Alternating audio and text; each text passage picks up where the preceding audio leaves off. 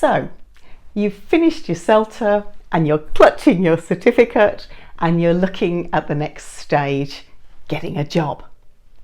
There are lots of great schools out there, but also, I'm afraid to say, a lot of cowboy outfits. So it's worth thinking about what you should be asking them in your interview. Want some ideas? Keep watching. I'm Jo Gakonga. I've been teaching English since 1989 and teaching on CELTA and MA TESOL courses for over 20 years. If we're meeting for the first time, I've got a website at elttraining.com where I make video material for English language teachers at all stages of their careers. I've had so much fun teaching English over the years, so I really love helping people in their first steps in their journey in this industry. Of course, a lot of people teach English in their own country, but for a lot of CELTA graduates, the goal is to go overseas. And this can be hugely rewarding and interesting. But looking for a job and going abroad to take it up takes a bit of a leap of faith, and you should find out as much as you can before you go. Before we go any further, I'd like to take just a short minute to float an idea. My personal experience is that if you have an idea of where you want to go to, it can be a really great thing to just go there and look for work when you get there. Knock on some language school doors, look for adverts in the country. This has a few advantages. For you, you can see the school and get a better idea of what it's like. You can also get an idea of what the place is like. Do you want to live in that city or that area? You might also find it easier to find work because for an employer, you're not such a high risk. They get a better impression of you face to face perhaps, and they can also employ you part-time at first. So you might start off having to build up your work profile, but it'll probably build up pretty quickly. This is especially a good idea if you have permission to work in that country. There are a couple of drawbacks, of course. You might not feel comfortable to do it, and it's expensive to live while you're finding work, depending on the place, of course. If you go on a tourist visa, you'll probably also have to leave the country to change it to a work visa when a school sponsor you. But usually you just have to leave to another country, not go all the way back home. Okay, so whether you choose to take that route or whether you choose to apply from your home country, especially in this case, you're going to need information about the school. Obviously, as a new teacher, you can't be too fussy, but asking questions, lots of questions in your interview will make sure that you have a clear picture of what you're going to, and it'll also give your interviewer a good impression of you.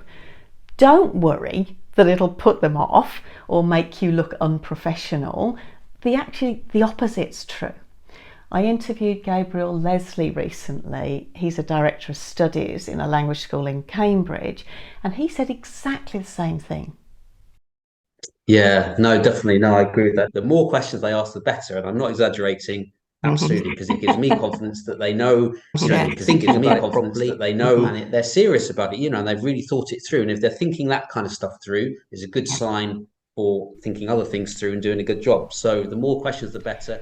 So what should you ask? There are lots of things to cover, and they broadly split into 3 areas: the school, the learners, and the contract. So here we go. The school. You need to know a bit about the school, of course, so this is a good place to start. The director of studies. This is the person who will be responsible for your training and development, very likely the person who's interviewing you, so it's useful to know something about them. You could ask them in an interested way, not as inquisition of course, about their teaching experience, their qualifications, how long they've been working there, that kind of thing. Other staff. It's also useful to have an idea of the size of the school. How many other teachers are working there? How long do they usually stay? That can be quite a good indication of how nice a place it is to work in. And would it be possible to contact one of them to see what it's like to live in that place? It's a great sign, I think, if the school's prepared to put you in touch with one of their teachers, with a current member of staff. But I wouldn't take it as a terrible thing if they won't. Everybody's busy. Moving on, course books and resources. So ask about what course books you'll be using. Do you have any choice about them? What other resources are available? Photocopiers, computers, all that sort of thing. And finally, continuing professional development. You're a novice teacher. It's reasonable to expect that you'll get some support. So ask what kind of CPD is available and whether they have a mentor buddy system for new staff. The learners.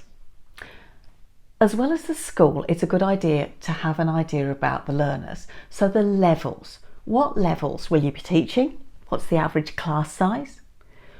What kind of learners will you be teaching? Children, teenagers, adults?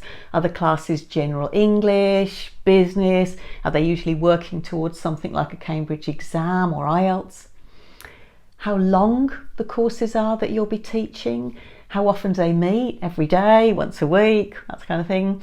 Is it in the mornings, the afternoons, the evenings? Will you need to work split shifts, mornings and evenings? It's quite common. Are the classes all on site, or will you need to travel? And if so, is travel paid? So all of these things are useful to know. And finally, the contract. You need to know what you're signing up for, so find out about your contract. T's and C's. Make sure that you read it and understand all of the terms and conditions before you sign it. Look at the length of the contract, the notice requirements, the salary, holidays, travel, any other benefits that they offer. Salary. How much are they going to pay you?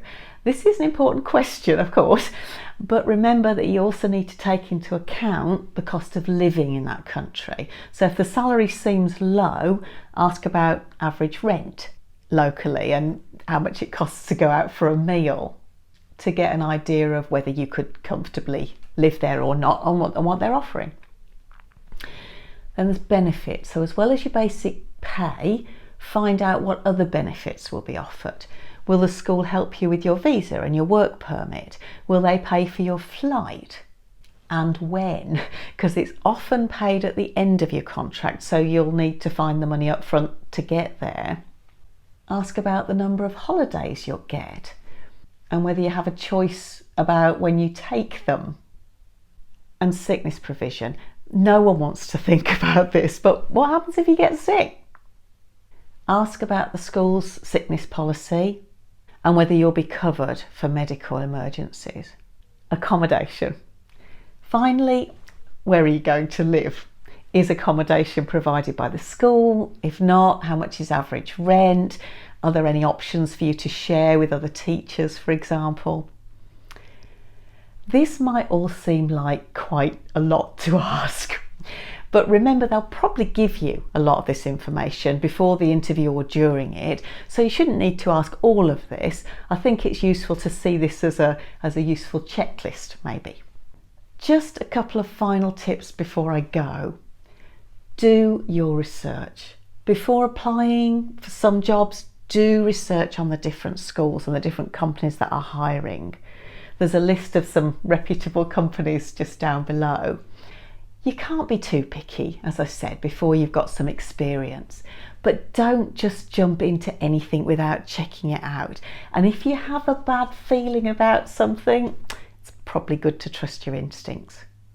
Having said that, be as flexible as you can with your location and your teaching preferences, and apply for lots of different jobs, and eventually you'll definitely find one that's good for you. Good luck with it, and I hope you have as much fun as I have over the years.